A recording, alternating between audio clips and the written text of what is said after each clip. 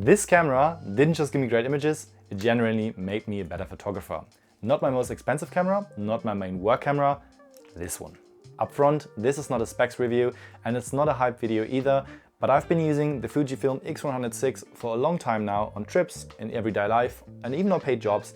And the question is the X100VI still worth it in 2026? I'll start with this. I don't regret buying this camera for a single second. Not when I bought it, not now, and not looking ahead to 2026. It comes with me on every single trip. And surprisingly often, it also comes with me to a client job. Not because I have to, but because I want to. This fixed focal length is one of the biggest reasons why this camera changed my photography. You can't zoom, so you're forced to move. And because you move, you stop standing in one place. You start searching, you start seeing new perspectives, and the limitation alone made me a much better photographer. I believe I improved more by using one focal length consistently than by owning any zoom lens. And yes, it is a fixed lens, but the resolution gives you a lot more flexibility. If you shoot in RAW, you can easily crop in later, and there is so much detail that you are not immediately losing quality. So the camera forces you to think creatively, but still gives you room for adjustments afterwards. Just like everybody who's using this camera, one of my favorite things about this are the film simulations. For trips with friends, or vacations, or just doing small trips, those are just perfect. You shoot in JPEGs, you upload them, and everything looks great. No heavy editing, no workflow, and this camera comes with me to almost any trip or vacation. And whenever I really love an image, I simply go back to the RAW files because the camera saves the film simulation as a JPEG and the RAW separately.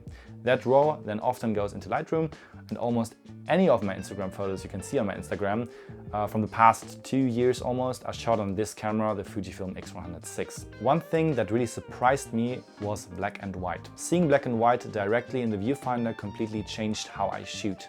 I started making images that I would have never taken before because black and white forces you to think differently about light, contrast, shapes, and yes, emotions are also a big part of it.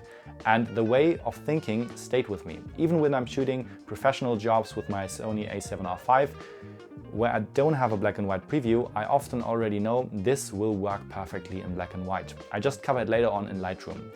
That never happened before.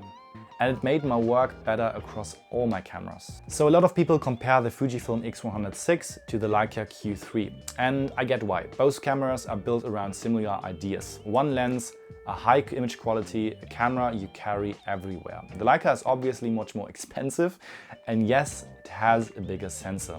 But for what these cameras are actually meant to do, they are surprisingly similar. And here is the important part. Neither of them is really suited for most fast-paced professional jobs. They are both way too slow for that. And that's just not what they are designed for. So no, the Leica isn't better in a particular sense.